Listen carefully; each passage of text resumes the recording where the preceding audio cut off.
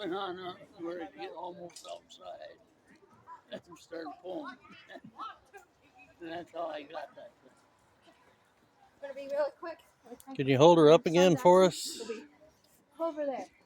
We'll pass these buildings. Oh my. Yeah. So you got that on It used to be a Iwo Jima. hospital. It's a way across like this. That's Just saying. very impressive.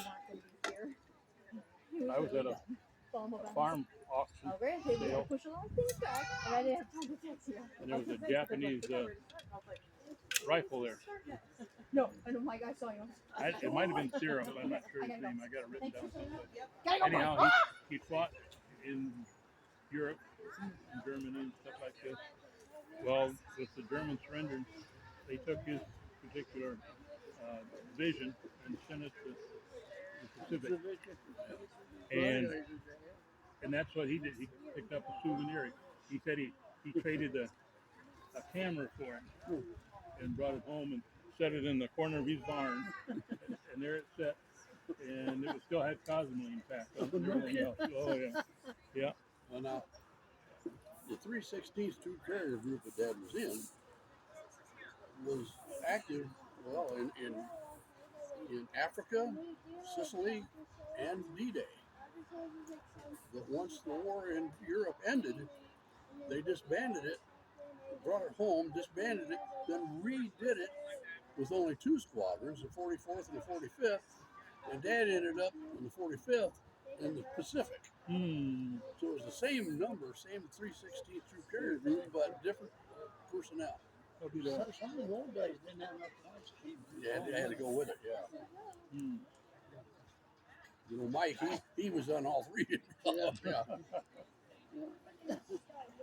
The 316th over D-Day had 4 squadrons, dropped paratroopers, 4 squadrons of them, went over in formation and came home in formation. Wow. Didn't lose a plane. Not that day. Not that day. They lost some later on. Well, 2 days later when they dropped them supply. Yeah. When we started losing some. My neighbor, he was a B-17 pilot. And when the house went up for sale, his uniform was laying there. And I asked the neighbor girl if I could honor his dad with his uniform. And so I did the research on it. I don't remember the bomb squadron it was. You know, the 8th Air Force has all the different things. Yeah, groups and squadrons and everything. Yeah. And so I joined, there was an organization for that, the 8th Air Force and that bomb squadron and stuff like this. 3 guys contacted me right away. Want to know what happened to Ray Blown. Unfortunately, he was dead by then. Yeah. And I put him in contact with the family. And they shared his journal. Oh, wow. War journal and stuff like this. And there was a certificate in there. He was a lucky bastard. Oh, one of the Lucky Bastard Club? Yeah, 13 flights over. Yeah. He didn't make it all the way to 25, but he had 13. Yeah, I've got a book at home written by, and it's called The Lucky Bastard Club, and it's written by a son of the guy. I got it up at Oshkosh, got a sign.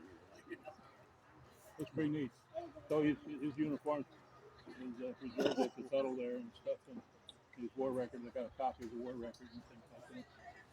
The reason I was on Eagle getting that sword that time, I took 2 engines out of Guam and flew them up into Japan to put on a D-17.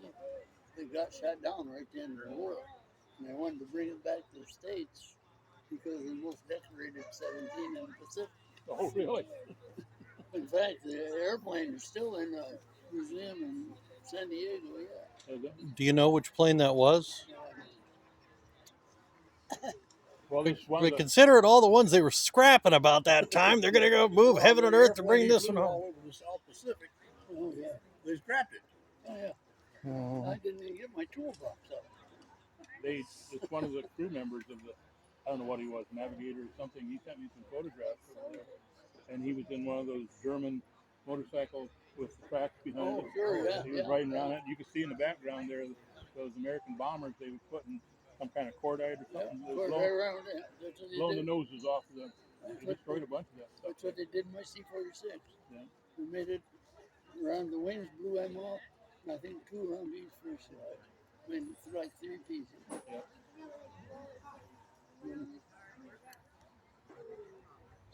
You know, Dad spent Christmas Eve on Iwo Jima and New Year's Eve in Tokyo, Oh, 1945. Tokyo. That's- Huh? He said the Japanese made a big hole for you when you walked through there. Get out of the way. Yeah, that had to mess with their heads. It just Yeah. you go from not hearing anything bad about the war to suddenly we're occupied and Yeah. Well, and if you see films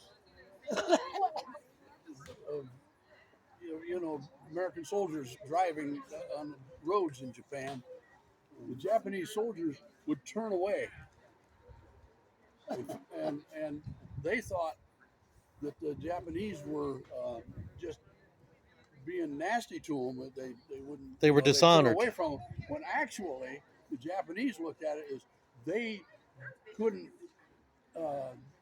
honor the American soldiers by looking at them. They had to turn away from them. just So it was in their thinking they were doing the right thing. I really stopped driving down them roads with a honeydew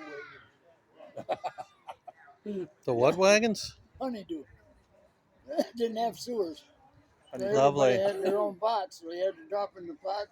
The farmers would come in, collect it, and take it out to their fields. Lovely. You didn't want to hit one. Yeah, I can imagine that.